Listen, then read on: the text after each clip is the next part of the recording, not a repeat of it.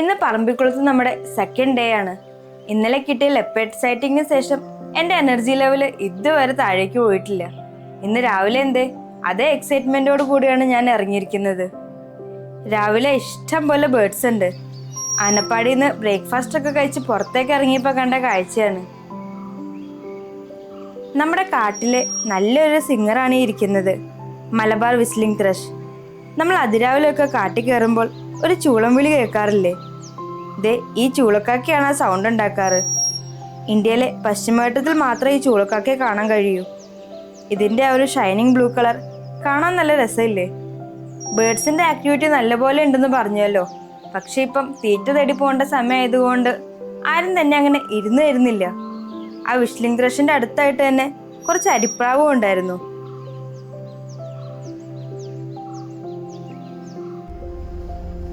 അങ്ങനെ നമ്മുടെ ഇന്നത്തെ സഫാരി സ്റ്റാർട്ടായി. നമുക്ക് ആദ്യം തന്നെ സൈറ്റിംഗ് കിട്ടിയിരിക്കുന്നത് ഒരു വൈൽഡ് ബോറിനെയാണ്. നമ്മൾ വണ്ടി മെല്ലെ സ്ലോ ചെയ്തതും അത് ഓടിപ്പോയി. അവിടെ നിന്ന് കുറച്ച് മുന്നോട്ട് വന്നതേ ഉള്ളൂ. ഇതാ നിൽക്കുന്ന ഒരു ആനക്കൂട്ടം. ആദ്യം ഞങ്ങൾ ആ രണ്ട് വലിയ ആനയെ മാത്രമേ കണ്ടിട്ടുണ്ടായിരുന്നുള്ളൂ. പിന്നീട് ശ്രദ്ധിച്ചു നോക്കിയപ്പോഴാണ് രണ്ട് കുട്ടിയാനകളും കൂടെ ഉണ്ടെന്ന് മനസ്സിലാവുന്നത്. എല്ലാവരും രാവിലെ തന്നെ വളരെ കാമായി നിന്ന് പുല്ല് തിന്നുകയാണ്. റോഡ് സൈഡിലല്ല കേട്ടോ, റോഡിൽ നിന്ന് കുറച്ച് മാറി ഉള്ളിലായിട്ടാണ് അവർ നിൽക്കുന്നത്. ഇന്നലെ സഫാരിയിൽ വൈകുന്നേരം നമുക്ക് രണ്ട് ആനകളുടെ സൈറ്റിംഗ് കിട്ടിയായിരുന്നു, സൺസെറ്റിന്റെ സമയത്ത്. അപ്പൊ തന്നെ ഗൈഡ് പറഞ്ഞായിരുന്നു ഇവരുടെ കൂടെ രണ്ട് കുട്ടികളും കൂടെ ഉണ്ട്. ഓൾമോസ്റ്റ് എല്ലാ സമയത്തും ഈ ഒരു ഭാഗത്ത് അവരെ കാണാറുണ്ടെന്ന്. ഇതും അതേ ഹേർഡാണെന്നാണ് ഗൈഡ് പറഞ്ഞത്.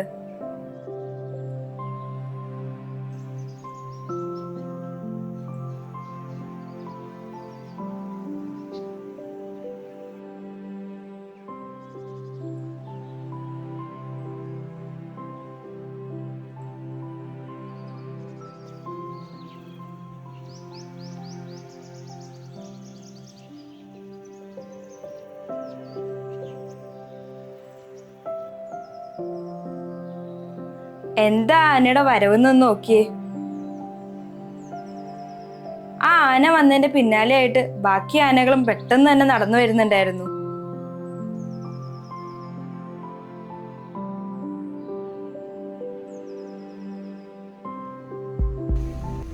ആനക്കൂട്ടം നടന്ന് റോഡ് സൈഡിലെത്തി. അവര് റോഡ് ക്രോസ് ചെയ്യാൻ വേണ്ടിയാണ് നിൽക്കുന്നത്. നമ്മുടെ ഫ്രണ്ടിൽ കൂടെ ആയിരിക്കും ക്രോസ് ചെയ്യുമെന്ന് ഞാൻ വിചാരിച്ചത്, കാരണം അവിടെ നല്ല പ്ലെയിൻ ആയിട്ടുള്ള ഏരിയ ആയിരുന്നു. പക്ഷെ അപ്പോഴേക്കും നമ്മുടെ ബാക്കിലുണ്ടായിരുന്ന രണ്ട് വണ്ടികൾ മുന്നിൽ കൂടി എടുത്തുപോയി. ആ രണ്ട് വണ്ടി മുന്നോട്ടെടുത്തു പോയതും ഇവരുടെ ബിഹേവിയർ പെട്ടെന്നായിരുന്നു മാറിയത്.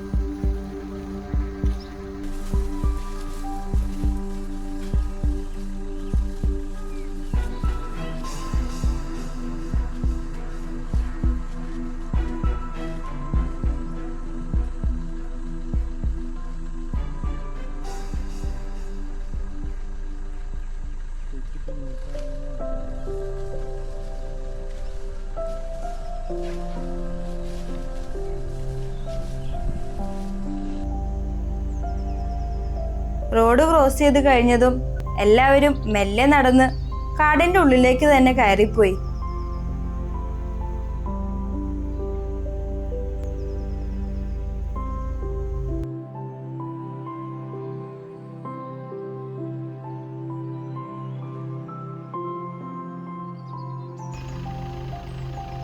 ഇന്നലെ ഞങ്ങൾ ലെപ്പേർഡിനെ കണ്ടത് ഇവിടെ വെച്ചായിരുന്നു. ഈ കലിങ്കിന്റെ മുകളിൽ കടക്കുമായിരുന്നു. ആ ഒരു വീഡിയോ എല്ലാവരും കണ്ടിട്ടുണ്ടെന്ന് ഞാൻ വിചാരിക്കുന്നു. കാണാത്തവരുണ്ടെങ്കിൽ ലിങ്ക് ഞാൻ ഡിസ്ക്രിപ്ഷനിലും മുകളിലുള്ള ഐ ബട്ടണിലും കൊടുക്കാം. ഇന്നത്തെ കാലാവസ്ഥ കുറച്ച് മോശമാണ്. ഇന്ന് മഴ പെയ്യാൻ ചാൻസ് ഉണ്ടെന്ന് തോന്നുന്നു.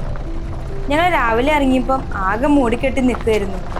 ഇപ്പം പക്ഷെ ഇടയ്ക്ക് വെയിൽ വരുന്നുണ്ട്, എന്നാലും ഇടയ്ക്കൊരു മൂടലും ഉണ്ട്.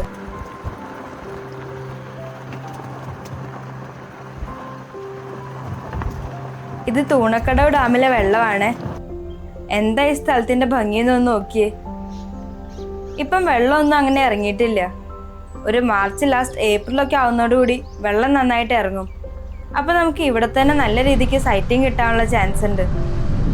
നമ്മൾ നേരെ പറമ്പിക്കുളത്തേക്കാണ് പോകുന്നത്. കഴിഞ്ഞ ദിവസത്തെ വീഡിയോയിൽ ഓൾറെഡി ഈ പോകുന്ന റൂട്ടും ഇവിടുത്തെ ഡാമിന്റെ വിഷ്വൽസൊക്കെ ആഡ് ചെയ്തിട്ടുണ്ടായിരുന്നു. അതുകൊണ്ട് ഇതിൽ ഉൾപ്പെടുത്തുന്നില്ല. പറമ്പിക്കുളം എത്തുന്നതിന് മുമ്പായിട്ടുള്ള ഒരു വയലാണിത്. ഇവിടെ കുറച്ച് പുള്ളിമാനൊക്കെ നിന്ന് പുല്ല് തിന്നുന്നുണ്ട്. ഈ ഒരു വയൽ നമ്മൾ കഴിഞ്ഞ വീഡിയോയിലും കാണിച്ചിട്ടുണ്ടായിരുന്നു.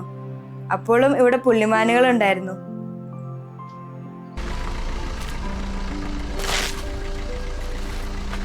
ഇന്നലെ സഫാരിയും ബാംബു റാഫ്റ്റിംഗും ഒക്കെ കഴിഞ്ഞ് പറമ്പിക്കുളത്ത് നിന്ന് തിരിച്ചു വന്നപ്പോൾ ഇരുട്ടായിരുന്നു. അതുകൊണ്ട് ഞങ്ങൾ കന്നിമര ടീക്കിൻ്റെ അങ്ങോട്ട് പോയില്ലായിരുന്നു. ഇന്ന് നമുക്ക് കന്നിമര ടീക്ക് കാണാൻ പോകണം. അങ്ങോട്ടുള്ള വഴി കുറച്ച് മോശമാണ്. ഇനി നിങ്ങൾക്ക് സ്വന്തം വണ്ടിയിൽ ഇങ്ങോട്ട് വരണ്ടായെന്നാണെങ്കിൽ ഇവിടുത്തെ സഫാരി വണ്ടിയിൽ വന്നാൽ മതി. നമ്മളീ പോകുന്ന റൂട്ടും അത്യാവശ്യം അനിമൽ സൈറ്റിംഗ് ഉള്ള റൂട്ടാണ്. പിന്നെ ഈ സൈഡിലുള്ള ചാല് കണ്ടില്ലേ? ഈ ചാലുള്ളത് കൊണ്ട് അനിമൽസൊക്കെ വെള്ളം കുടിക്കാൻ വരാനുള്ള ചാൻസ് ഉണ്ട്.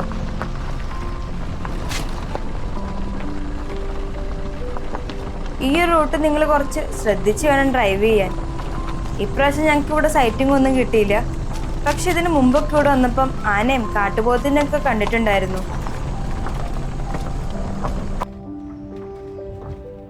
കന്നിമര ടീക്ക് എത്തുന്നതിൻ്റെ കുറച്ച് മുൻപായിട്ടുള്ളൊരു വയലാണിത്.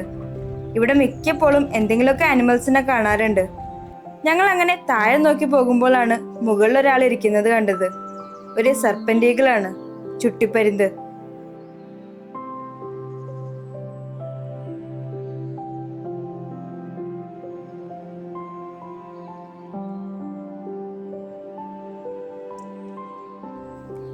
ഈഗിളിനെ കണ്ട് കുറച്ച് മുന്നോട്ട് വന്നതും ഒരു മ്ലാവ് റോഡ് ക്രോസ് ചെയ്ത് പോകുന്നത് കണ്ടു. ഇതൊരു മെയിൽ സാമ്പാഡിയറാണ്.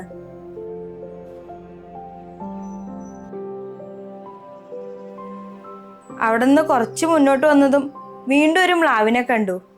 ആക്ച്വലി ഇവിടെ 2 മ്ലാവുണ്ട്. ഒരാൾ അങ്ങോട്ടും ഒരാൾ ഇങ്ങോട്ടും തിരിഞ്ഞു കിടക്കുക. രണ്ടുപേരും മെയിലാണ്. ഇതും ആ ഒരു വയലിൽ കിട്ടിയ സൈറ്റിംഗ് ആട്ടോ. ഈ ഒരു വയലിൽ മിക്ക സമയങ്ങളിലും എന്തെങ്കിലുമൊക്കെ സൈറ്റിംഗ് കിട്ടാറുണ്ട്. മ്ലാവോ മാനോ മയിലോ എന്തെങ്കിലുമൊക്കെ ആയിട്ട് ഇവിടെ ഉണ്ടാവാറുണ്ട്. കന്നിമര ടീക്കിന്റെ അടുത്ത് തന്നെയുള്ള ഒരു ടീക്കായിരുന്നു ഇതും. ഇത് ബ്രിട്ടീഷുകാർ മുറിച്ചുകൊണ്ടുപോയി. ഈ ഒരു മരം മുറിച്ചുകൊണ്ടാണ് നമുക്ക് ആ കന്നിമര ടീക്കിന്റെ ഏകദേശം നമുക്ക് ഏജ് അറിയാൻ പറ്റിയത്. ഏകദേശം ഇപ്പം 500 വർഷത്തിന്റെ പഴക്കം ഉണ്ടെന്നാണ് പറയുന്നത്.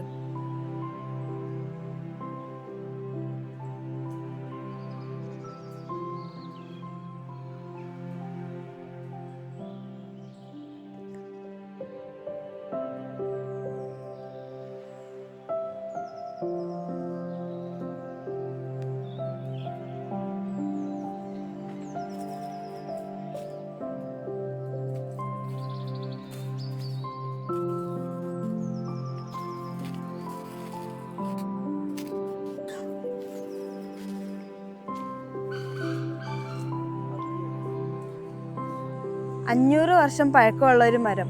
ഒന്ന് ആലോചിച്ച് നോക്കിയേ, എത്ര ആൾക്കാർ, എത്ര ജനറേഷൻ കടന്നു പോയിട്ടുണ്ടാവും. ഈ മരം ഇപ്പോഴും നല്ല രീതിക്ക് തന്നെ തല ഉയർത്തി ഇവിടെ നിൽക്കുന്നു. ഈ മരം മുറിക്കാൻ നോക്കിയപ്പം ആൾക്കാർക്ക് ഉണ്ടായ ഒരു തെറ്റിദ്ധാരണ മൂലമാണ് ഇത് ഇത്രയും നാളായിട്ട് ഇവിടെ ഇങ്ങനെ നിൽക്കുന്നത്. നമ്മൾ നേരത്തെ അവിടെ ഒരു മരം മുറിച്ചത് കണ്ടില്ലായിരുന്നു? അതേസമയം തന്നെ ഈ ബാക്കിൽ കാണുന്ന കന്നിമര ടീക്ക് മുറിക്കാൻ ബ്രിട്ടീഷുകാർ ശ്രമിച്ചിരുന്നു. പക്ഷെ മുറിച്ച സമയത്ത് ഇതിൽ നിന്നൊരു ലിക്വിഡ് വന്നു. ആ ലിക്വിഡ് അവർ ബ്ലഡാന്ന് വിചാരിച്ചിട്ട് ഇത് മുറിക്കാതെ പോവുകയായിരുന്നു. പിന്നീട് പതിയെ പതിയെ ഇവിടുത്തെ ആദിവാസികളൊക്കെ ഈ മരത്തിനെ പൂജിക്കാൻ തുടങ്ങി. ട്രൈബൽസ് ഇപ്പോഴും ഈ മരത്തിനെ ആരാധിക്കുന്നുണ്ട്. ആരാധിക്കുന്നത് എന്തുകൊണ്ടാന്ന് വെച്ചാൽ ഈ മരം മുറിക്കാൻ നേരത്ത് ബ്ലഡ് പോലത്തെ ഒരു ലിക്വിഡ് വന്നു എന്ന് പറഞ്ഞല്ലോ. അതുകൊണ്ട് ഈ മരത്തിനെ ഒരു കന്യക എന്ന് കണ്ടുകൊണ്ട് ഇങ്ങനെ കന്നിമര ടീക്കിനെ അവർ പൂജിച്ചുകൊണ്ട് വരുന്നത്.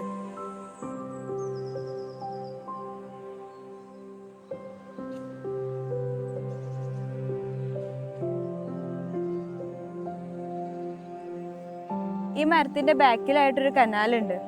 ആ കനാലിലൂടെയാണ് നല്ല ജൂൺ മാസത്തിലൊക്കെ നല്ല മഴ പെയ്യുന്ന സമയത്ത് ഈ മരങ്ങളൊക്കെ മുറിച്ച് അതിലിട്ട് നേരെ ചാലക്കുടിയിലേക്ക് എത്തിക്കുമായിരുന്നു. ചാലക്കുടിയിൽ നിന്ന് പിന്നെ കൊച്ചിയിലേക്ക് കൊണ്ടുപോകും, കൊച്ചിയിൽ നിന്ന് പിന്നെ ബ്രിട്ടനിലേക്ക് കൊണ്ടുപോകും. അങ്ങനെയായിരുന്നു ബ്രിട്ടീഷുകാർ ഇവിടെ നിന്ന് ഈ മരങ്ങളൊക്കെ ബ്രിട്ടനിലേക്ക് എത്തിച്ചത്.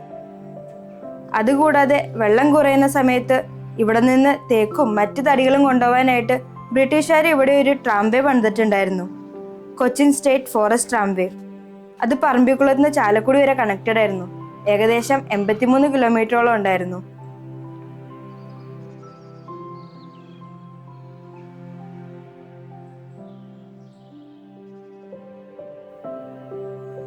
നേരത്തെ നമ്മൾ മ്ലാവുകളെ കണ്ട അതേ വയലിൽ തന്നെയാണ് ഇപ്പൊ ഈ മയിലുകളെയും കണ്ടേക്കുന്നത്.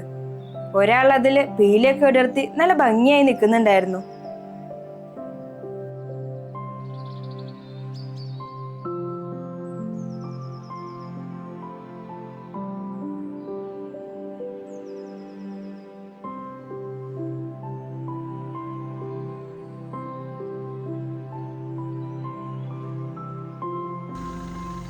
ഈ തേക്കിന്റെ തൊലി കണ്ടോ?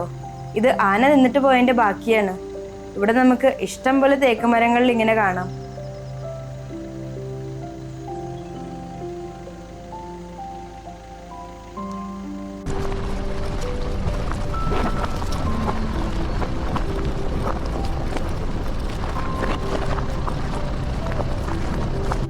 അങ്ങനെ ഇന്നത്തെ നമ്മുടെ സഫാരി ഏകദേശം കഴിഞ്ഞു എന്ന് വിചാരിച്ചപ്പോഴാണ് പെരുവാരിപ്പള്ളം ഡാമിന്റെ അടുത്തായിട്ട് ഒരാനയെ കാണുന്നത്.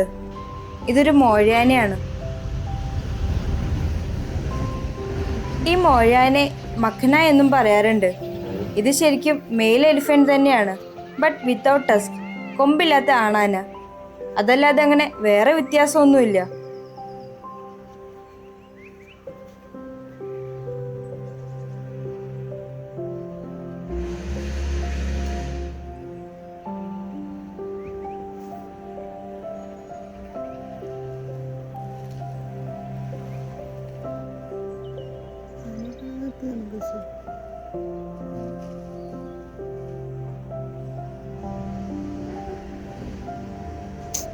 ഞങ്ങളുടെ യാത്രയിൽ കണ്ടുമുട്ടിയിട്ടുള്ള എല്ലാ നാച്ചുറലിസ്റ്റുകളും പറയുന്നത് മോഴയാനകൾ കൂടുതൽ അഗ്രസീവ് ആണെന്നാണ്. അതിപ്പം മറ്റാനകളോടാണെങ്കിലും മനുഷ്യന്മാരോടാണെങ്കിലും. ഞങ്ങൾ ട്രെക്ക് ചെയ്യുമ്പോഴും സഫാരി ചെയ്യുമ്പോഴൊക്കെ മോഴയാനയാണ് നമുക്ക് സൈറ്റിംഗ് കിട്ടുന്നതെങ്കിൽ നമ്മുടെ ഒപ്പമുള്ള ഗൈഡും നാച്ചുറലിസ്റ്റും ഒക്കെ വളരെയധികം കോഷ്യസ് ആവുന്ന ഞങ്ങൾ കാണാറുണ്ട്. അവർ നമ്മളോട് പറയുകയും ചെയ്യും മോഴയാനയാണ് ശ്രദ്ധിക്കണമെന്ന്.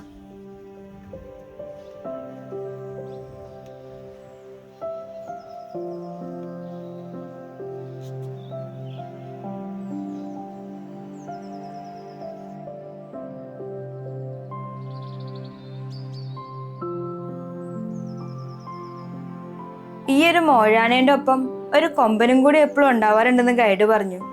ഞങ്ങളെല്ലാരും ഇവിടെയൊക്കെ നോക്കി, പക്ഷെ വേറെ ആനയൊന്നും കണ്ടില്ല. പിന്നെ ഇതങ്ങനെ വ്യൂ ഉള്ള സ്ഥലമൊന്നും അല്ലല്ലോ, അതുകൊണ്ടിപ്പം എവിടെയെങ്കിലും നിന്നാലും നമുക്ക് കാണാൻ പറ്റില്ല. പ്രത്യേകിച്ച് ഈ ചാലുള്ളത് കൊണ്ട് നമുക്ക് എൻ്റെ ഇപ്പുറ സൈഡിലൊക്കെ എന്താ നിൽക്കുന്നതെന്ന് തീരെ അറിയാൻ പറ്റില്ല.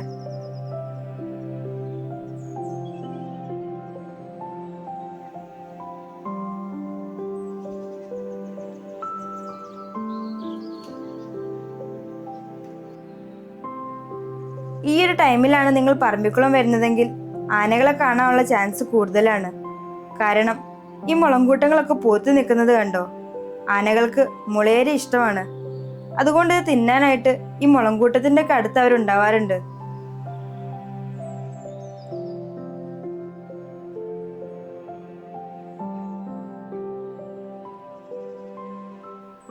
ഇന്നത്തെ ഒരു വീഡിയോയുടെ അവസാനിക്കുകയാണ്.